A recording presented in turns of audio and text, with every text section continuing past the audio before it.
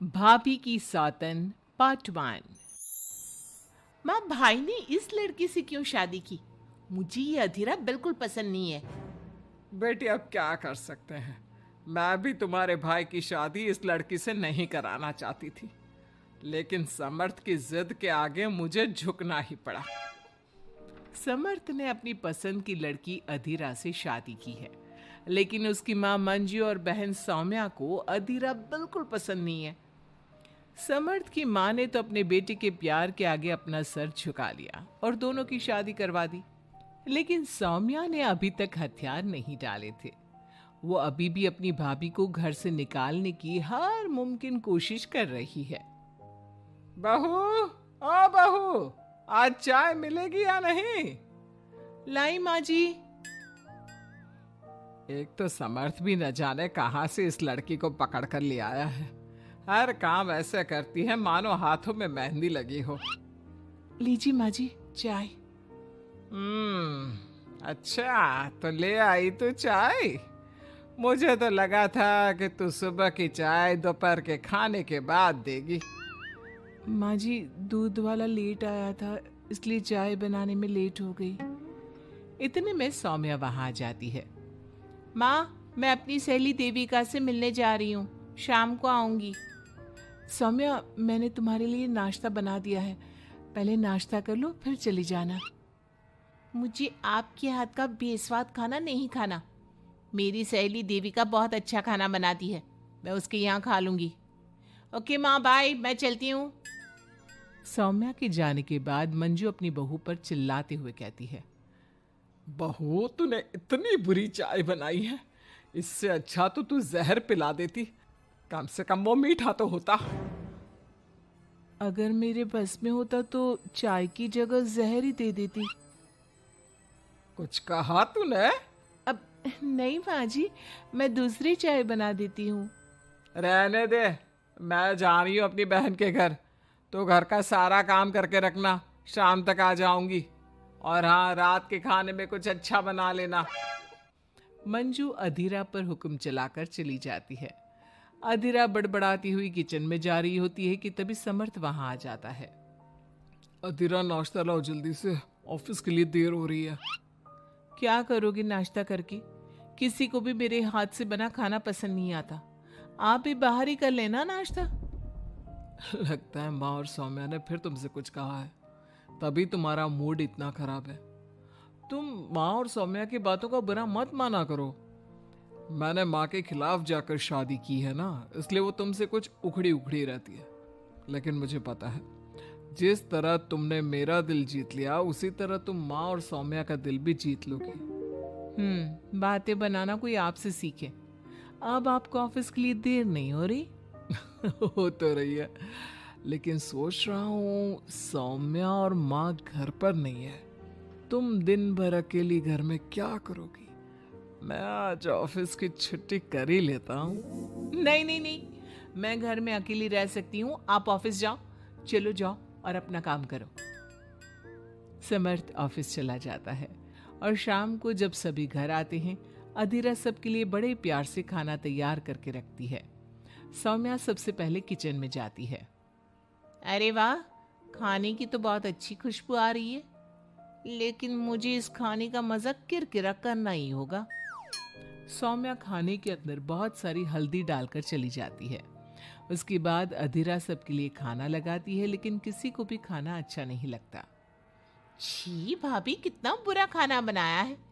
इससे अच्छा तो आप हमें मना ही कर देती कि आप खाना बनाएंगी ही नहीं, तो हम बाहर से ही कुछ अच्छा खाकर आ जाते। कम से कम हमारे मुंह का स्वाद तो नहीं बिगड़ता। बहू, तूने हम सबको सुबह बिना खाना खाए निकाल दिया, और अब भी हमें बिना खाना खाए सोना पड़ेगा। क्या करती हो अधीरा? तुम्हें खाना बनाना भी नहीं आता क्या? दिमाग खराब कर दिया। समर्थ गुस्से में वहां से चला जाता है। उसके पीछे पीछे सौम्या भी जाती है। भैया, हमने आपसे कितना मना किया था कि इस लड़की से शादी मत करो मत करो, लेकिन आपने हमारी एक नहीं सुनी।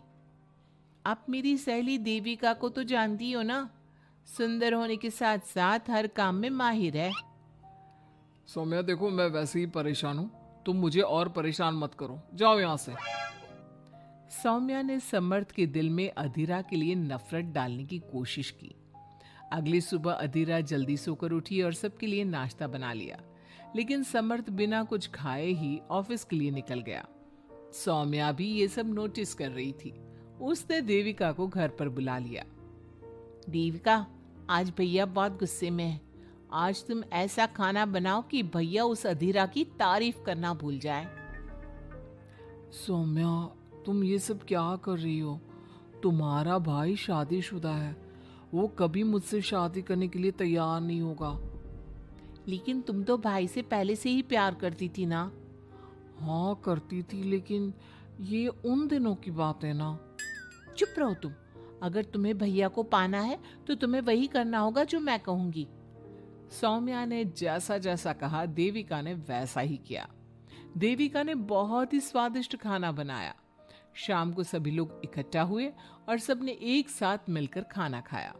इतना मजेदार खाना खाकर सबने देविका की खूब तारीफ की। समर्थ ने अपनी पत्नी को ताना देते हुए कहा, अधीरा, देविका ने कितना अच्छा खाना बनाया है।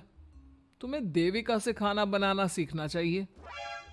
अब तो ये रोज की बात हो गई। सौम्या हर बार देविका को अपने घर बुलाती और किसी न किसी बात पर अधीरा को शर्मिंदा करती। सौम्या अपने भाई की बात देविका से कराने लगी। अब समर्थ भी देविका से प्यार करने लगा। सौम्या ने अपने भाई से कहा, भैया, आपको देविका पसंद है ना? अरे, तुम ये क्यों पूछ रही हो? क्योंकि मैं चाहती हूँ कि आप देविका से शादी कर लो। अरे सौम्या, ये मुमकिन नहीं है, क्योंकि देविका मुझसे शादी करने के लिए कभी तैयार नहीं होगी और अधीरा भी इस रिश्ते से खुश नहीं होगी। आप देविका की चिंता मत करो, उससे मैं बात कर लूंगी।